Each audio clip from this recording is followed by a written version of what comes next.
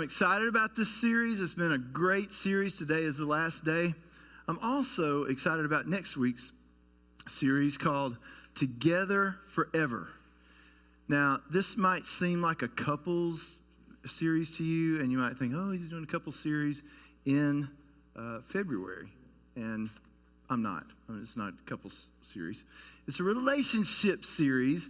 And since all of us are going to be together forever, have you ever thought about that? You ever thought about it? We think about heaven and we think that we're going to be with God forever, but do you think about the fact that we are all going to be, believe it or not, for better or for worse, we are going to be together forever. And so this series is a relationship series, and it's going to be awesome. I don't do self-help stuff. I don't do that. I don't do how to become a better father or how to become a better friend or coworker or whatever. I don't do that, using biblical principles. I don't do that. So this series is not a self-help series. This series is about how to be the body of Christ in every area of your life, in every relationship, how to let the love and grace and all of those attributes of Christ come through in every relationship. And that's what this is about, together forever. And on Valentine's Day, we will do something special for that weekend. We'll do something. So today is the last one in this series, 2020 Vision. And I'm gonna do what I've done every week, and I'm gonna tell you what the theme of this series is, and it's this: you can become the person that God created you to be. You can become the person that God created you to be. And the first week we talked about breaking the ties that hold us and keep us from moving ahead. Second week we talked about the faith to move forward. And you may have broken those ties. You may have the faith to move forward. You may have the laser focus that we talked about last week to stay focused on your destiny in Christ. You may have that. But watch your back. Watch your back. I've been doing this Christian thing for a long time. I've been doing this for 30 years, and I can tell you that when you are going along and everything is so smooth and you're doing all the right things, you are loving Jesus, you're following him, and you're laser focused, and everything is, you're pumping on all cylinders. Watch your back, because there is going to be something that's going to come out of nowhere and blindside you. And so watch your back. The enemy, this is how Peter described the enemy. He said, be alert and sober mind. Be alert and of sober mind. Your enemy, the devil, prowls around like a roaring lion looking for someone to devour. He prowls around like a roaring lion. I did a little reading. I wouldn't call it research, but I read a little bit about lions. And lions have this roar that is unlike any other animal. The male lion has a voice, I guess we call it a voice box or whatever. But anyway, that makes that growl sound. It's a square, and I don't understand all the intricacies of it, but it takes very little air to go across his vocal cords to make this sound. And so when he puts some air behind it, it really is this ferocious roar, and it intimidates every animal in the kingdom except one. If you're really smart, if your IQ is way up there, you'll figure it out. It's another male lion. And the Bible talks about two lions. It talks about this one. Well, it says he prowls around like a roaring lion, looking for someone to devour. But there's another lion in the scripture. It's the Lion of Judah. Jesus is not intimidated by the roar of the lion. And I'll tell you something.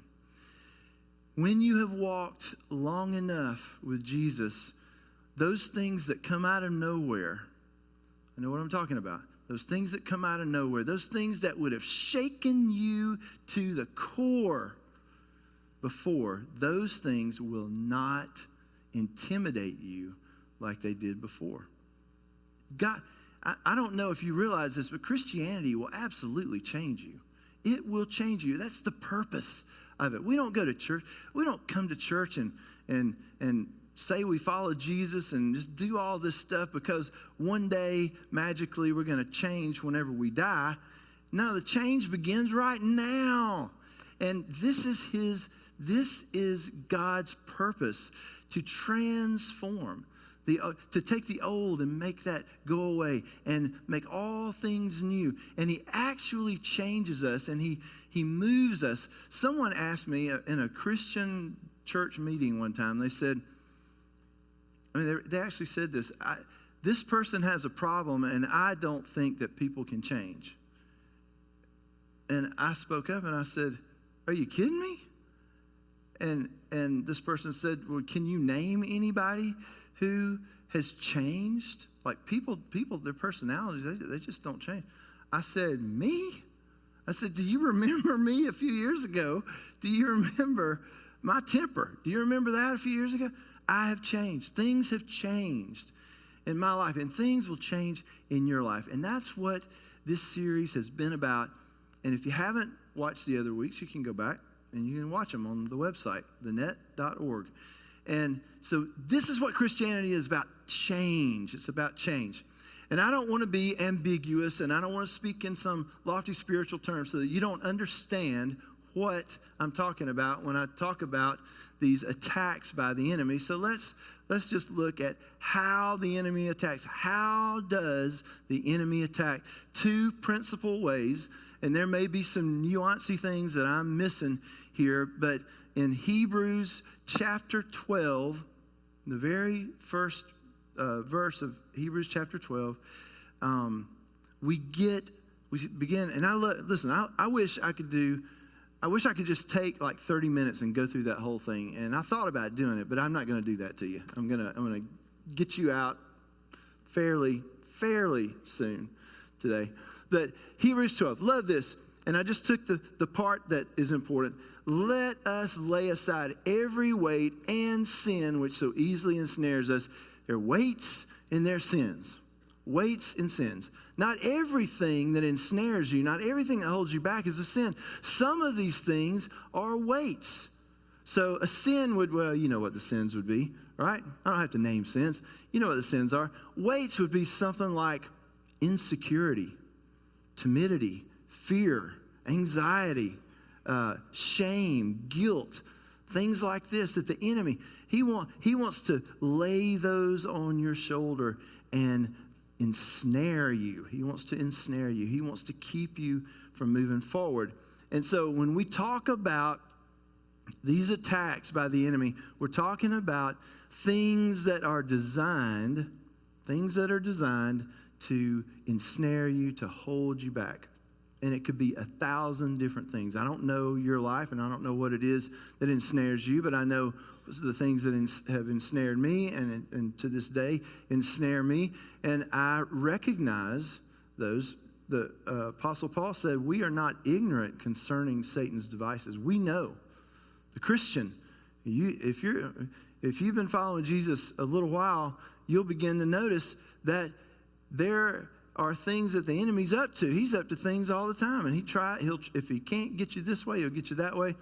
And he is like a roaring lion, and he's trying to seek someone that he can devour. And if he can't get you, if he can't rattle you, he can probably rattle somebody close to you. And before you know it, they'll be over there trying to rattle you. Anybody ever experienced another person rattling your cage, yanking your chain, all those things? It happens. Believe it or not, it happens. So, weights and sins, those are the things that we have to watch out for. And that's how the enemy comes at us. It's like we talked about last week. It's not flesh and blood. Flesh and blood, people are not the enemy. The enemy is spiritual.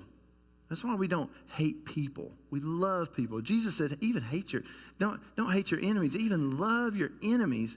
So we love everybody. The flesh, the person is not the enemy, but the enemy is spiritual. They are spiritual forces. We talked about that last week.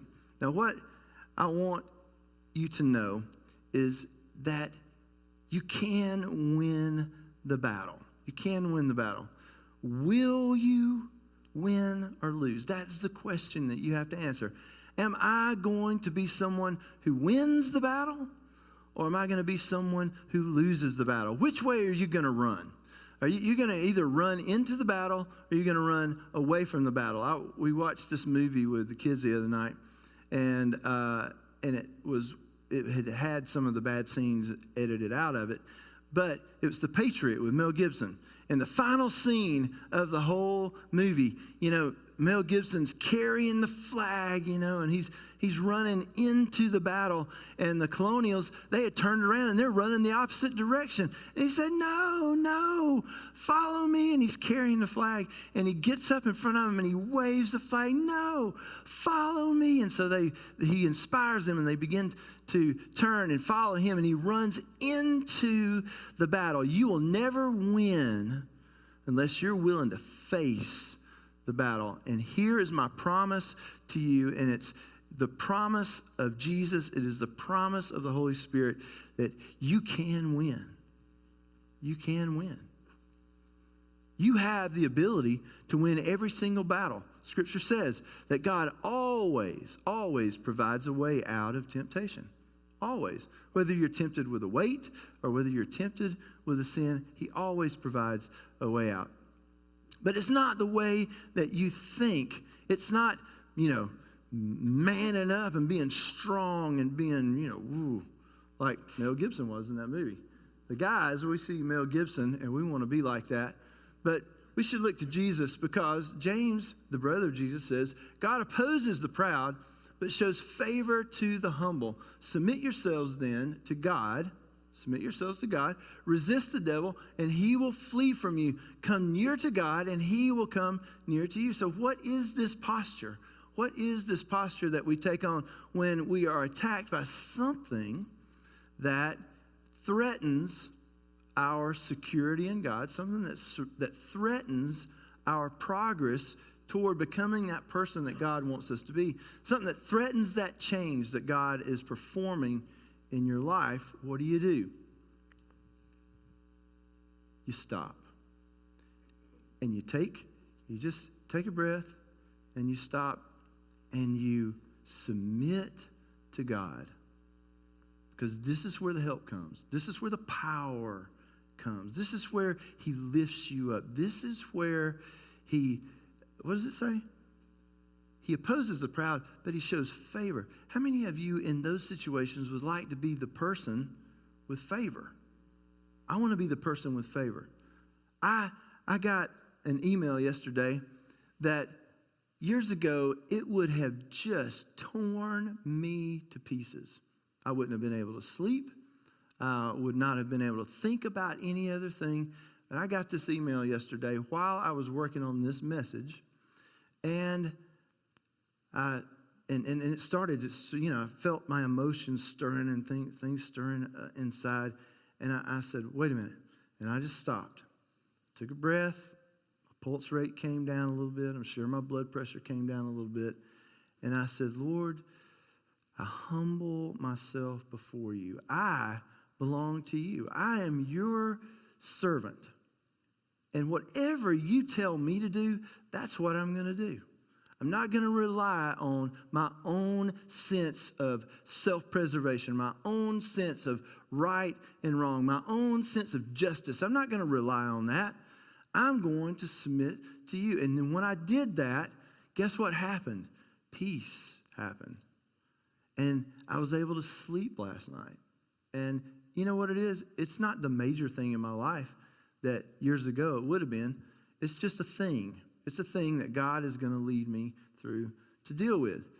This is how we deal with these attacks. We humble ourselves and we submit to God, and he gives us the power that when we submit to him, when we resist in humility, resisting in humility. When we do that, it says the enemy will flee from us.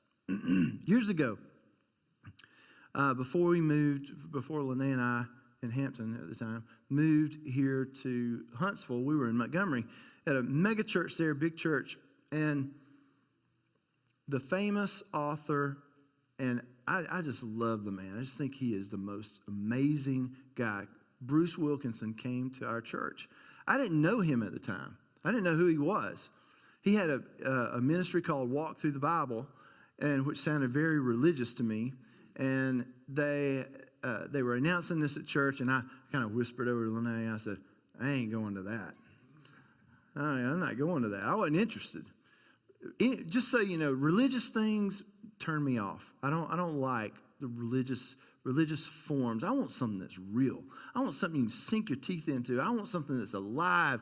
I want something that's going to change my life. And Walk Through the Bible just didn't sound like something that I wanted to do. Walk through the Bible. Maybe he should have come up with a different name. But let me tell you something. What happened was Lene and I were asked to lead worship for this, so we had to go. And so we had to go every night. And I'm telling you, this guy was the most real, and the things that he gave us were just nuggets of gold. Everything that he was saying to us and all the stories he told and all his experiences. And I was just so on fire. Like, when we came out of that, it was a life-changing thing for me. And when we came out of that conference, I told Lene, I said, and you have to know how passionate I was about music.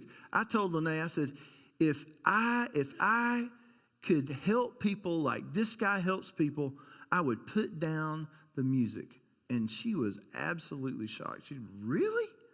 Really? You would put down music if you could do what he does? I said, yes. And I'm going to tell you something. I strive to help. In every message, I want the message to help. If it doesn't help, what good is it? All right. So Bruce Wilkinson was doing this conference, and it was called Personal Holiness in Times of Temptation, which also did not turn me on either. Personal holiness in times of temptation. But he helped me more in that conference than I think maybe anybody else ever has. And he said that your heart, he said, imagine your heart. And he began to lay out this principle that he called fences. And really, it's just a take on the hedge of protection that we see that the Bible talks about in the Old Testament. In the book of Job, Satan comes to God and he says, you have put a hedge of protection around Job. I can't get to him because you have put a hedge of protection around him. And so Bruce Wilkinson began to explain. He said, your heart in the beginning is vulnerable. And he said, whenever you come up against an attack and you humble yourself and you submit yourself to God and you overcome this evil with good and you're able to be obedient to God, it's like God puts this little fence around your heart. He said, and then so you have a little barrier, a small fortification around your heart. And then as you become more faithful to him, and as time goes by and you're more faithful and more faithful, he begins to put more fences around you until the enemy, he can't even get to you. And people who have, I've noticed this with people who have struggled with addiction, they know this principle very well. And they don't call it this, they don't call it fences, but they know this principle very well. They've been going for years. Someone will be sober from their addiction, and it could be anything, but they'll be sober from their addiction for years. And then all of a sudden, something comes up, and instead of going to a meeting, which they should do, they go somewhere else and they do something else, and they miss a meeting. Boom, one fence is down. And then they have some kind of relationship problem with someone in their support group, and then bloop, another one goes down. And then something else happens, and bloop, another one goes down. And they're not even really conscious of what's happening, but before they know it, They've stopped going to their meetings. They've stopped associating with the people who have helped them. And boom, that last one goes down, and they're back into addiction. It is the same thing with us and our sinful nature and those particular sins. It's all the same, y'all. It's all the same. Everybody ought to go to Celebrate Recovery because it's a place, and if you need it, tonight, 5 o'clock, right here in this room. Celebrate Recovery is awesome because it will take you through the process of change. And so it's the same with us. Whenever we have a victory, there's a fortification. Whenever we have another victory, there's another fortification. When we have another one, there's another fence and another wall. But we have to be vigilant. We have to be sober-minded and not let those fences come back down. And when you have conquered a sin, and when I say conquered a sin, you've gone 5, 10 years without that being a problem for you anymore. In my own life, I've experienced it. I don't even think about it anymore. And every now and then, the enemy will come back with a temptation, and it doesn't have power over me. It doesn't have the same power over me that it once had. And I just say no. There's no. No, of course not. I'm not doing that. No, I'm not getting back into that. And so this is how it works. And to give you a word picture, I'm going to go to Psalm 91, and we're going to talk about this whole idea of the fences. It says, whoever dwells in the shelter of the Most High will rest in the shadow of the Almighty.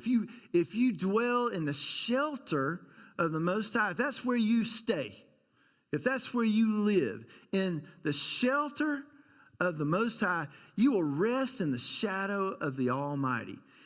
Would anybody really love to rest? Would it be nice to be able to rest and just not have to worry about whatever that thing that's eating at you, that thing that's causing you pain, that thing that's causing you grief and is making you afraid to close your eyes and rest? You can do it. Shelter in the Most High and rest in the shadow of the Almighty. I will say of the Lord, He is my refuge and my fortress, my God, in Him will I trust. It doesn't say read it, and it doesn't say think about it. It says say it. He is my refuge and my fortress, my God, in whom I trust. I'm going to make you say it. I'm going to make you say it because it's important to say it. Say it with me. He is my refuge and my fortress, my God, in whom I trust. You got to say it out loud. I was telling the young men, the young men's group this week, I was telling them, it's great to read it on the page. It's great to read it on the page, but it's powerful whenever you speak it out loud. I know God is my refuge. And when I get in trouble, I say, He is my refuge and my fortress. I trust in you, Lord. Surely He will save you from the fowler's snare. Wouldn't it be great to just be saved from your troubles? Jesus said we're going to have troubles in this life, right? He said, but be of good cheer. I've overcome the world. Wouldn't it be great to be saved from every snare? He will cover you with His feathers, and underneath His wings you will find refuge. His faithfulness will be your shield and rampart. Rampart is a fortified wall around a city. Jesus said to Jerusalem, He said, "Oh, Jerusalem, how many times I have longed to gather you under my wings, but you would not." That's what He said. This is God speaking to His people. How many times I wanted to gather you under my wings, but you would not. You will not fear the terror of night, nor the arrow that flies by day, nor the pestilence that stalks in the darkness, nor the plague that destroys at midday. 1,000 may fall at your side, 10,000 at your right hand, but it will not come near you. It will not come near you. Not if you're dwelling in the shadow of the Most High. So, fences. Fences. This is what Bruce Wilkinson taught. I found this to be true in my life. I've got fences around my heart in places where that sin is dealt with. It's so far in the past, it's not coming back. It's not coming back. The same thing will happen with you. The same thing will happen with you. I want to talk about an experience that I had, a fence. I bet my parents, I just thought of this. I bet my parents are thinking right now, he's going to tell them about when he turned 16 and ran into the chairman of the board at the church, ran into his fence, but that's not what I'm talking about. But that happened. I turned 16, I'm just going to tell something. I failed my driver's license the first time, and then the second week, I went back and took it again. I passed, and then I took my dad's car that had been freshly painted, and I drove it down a dirt road right through a barbed wire fence. And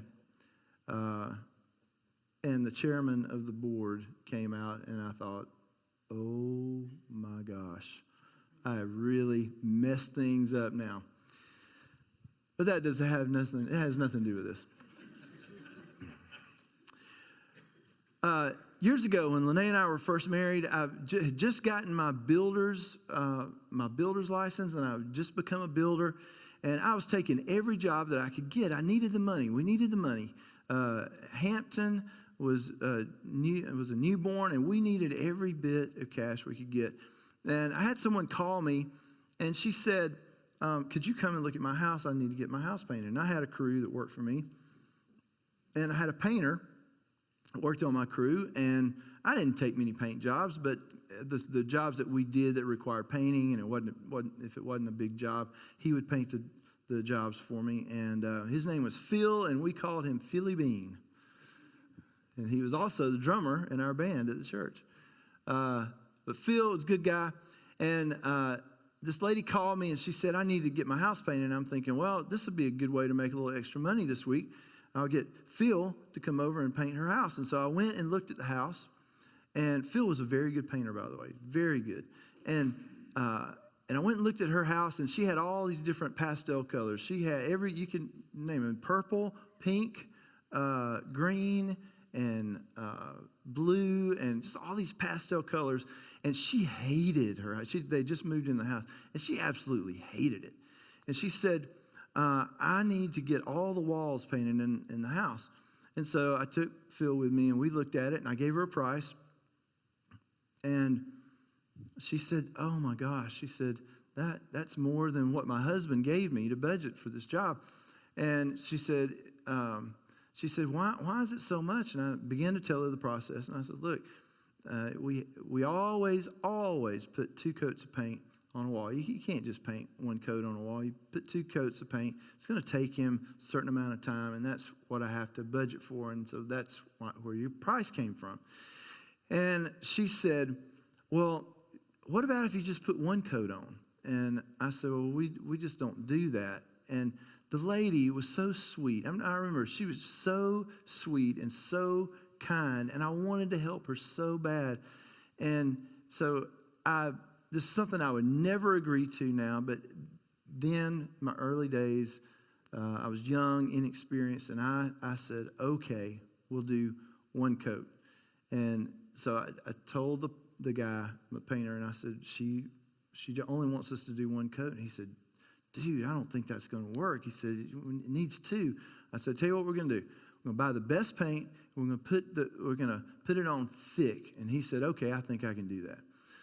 So that's what he did. And when he finished, I walked in that house, and I was amazed. It looked like it had 2 coats on it. And I walked through every room with him. The lady was ecstatic. She was so happy. She wrote me a check, and she gave me a little side hug and sent me on my way.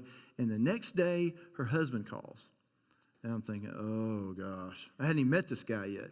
But he was pretty mean and nasty on the phone whenever he called. And he said, I need to talk to you about my paint job.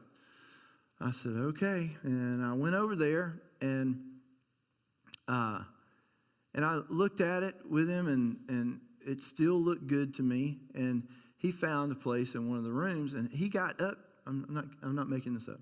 He gets up to the wall like this close, and he says, "Do you see that?" He said, "I can see some pink through there." And I said, "Well, let me just explain." And I explained to him the deal that I had with his wife. And that normally we wouldn't put just one coat on, but she didn't have the budget. And I said, "So you got a good deal, and it looks good, and you don't have pink and purple and blue and all this stuff in your house anymore. It looks good." I said, "So that's the reason." I said, "If you want me to put another coat on it," I said, "I'll be glad to do it." I said, "But it's going to cost you. It's going to cost you more." He got so angry with me, and he began to criticize me. And back then, I couldn't take criticism. I was so insecure about myself, and I was so whatever you want to call it, inexperienced. And he began to criticize me and accuse me. And so I got angry, and I thought to myself, "Oh boy, my temper is about to flash, and so I need to get out of this house." So I went out the front door, and he followed me out the front door, and he was standing in the front yard, and I was going. He said, "You're going to paint my house again." I said, "No, I'm not painting your house." And I went to my truck, and I don't remember what he said. It was something mean and nasty. But he said something to me as I was going to my truck, and I'd already opened my truck door, and I slammed that truck door, and I walked back up in that yard, and I was about to give him the right hand of Christian fellowship. And it was to the point where, I was young enough and stupid enough that I thought fighting was still an option, And I thought, this is going to come to blows. And I was just, the adrenaline, the emotion, the anger, the rage was all there. And he's yelling at me, and we're like this close to each other. And he's yelling at me, and I'm yelling at him. And then something so strange, never happened before, never happened since. In the middle of that rage, God's voice poked through into my spirit, and he said to me, "Turn the other cheek." And he said, "Repaint the house for free." And if you've ever seen me up here, when I get a little lost in the sermon, sometimes I'll go like that. If you know me very well, you've probably seen me do that. That's what I do when I think. And that day, it was a warm spring day. I remember it like it was yesterday. I looked up in the sky, and I had this puzzled look on my face, like, "Really, Lord? You want me to repaint his house for nothing? I'm going to lose money? This is your will for my life? This is how it is?"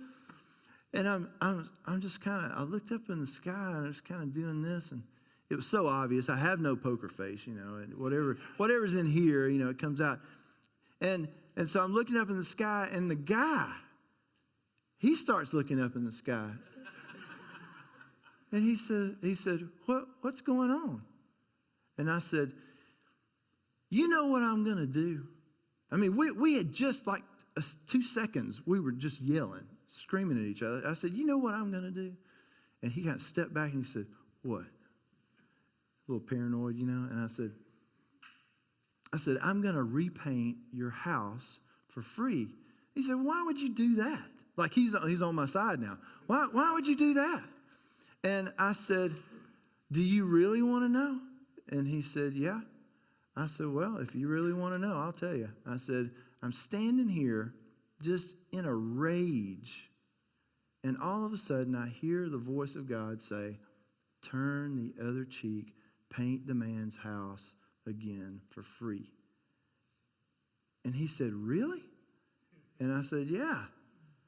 And he said, "I didn't know you were a Christian." He said, "I'm a Christian too." And I said, I didn't say it out loud, but in my mind I was saying, "You ain't no Christian. You're a mean and nasty man. Where'd you get this Christian thing from?" He said, "I belong to First," and I'm not going to tell you what church, First something church. He said, "I belong to that church. I've been a member of that church." And I'm thinking, good for you. Hadn't done you a bit of good. Just to be fair, I wasn't being very nice about the thing myself, okay? Guess what? We became Christian brothers. I still painted his house for free. He didn't pay me a dime. But I repainted his house. And guess what God did with my temper that day? Put that fence. He put that fortification around my heart when it came to my temper.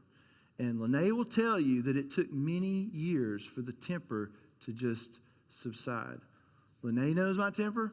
Hampton remembers my temper very well. I don't know if Houston remembers my temper, but I used to have one really bad. And now almost anything can come my way and I can stay controlled. Because over the years, that was the first one, I think. I think that was the first day that God put that first wall, that first fortification, and then one after the other, one situation after the other.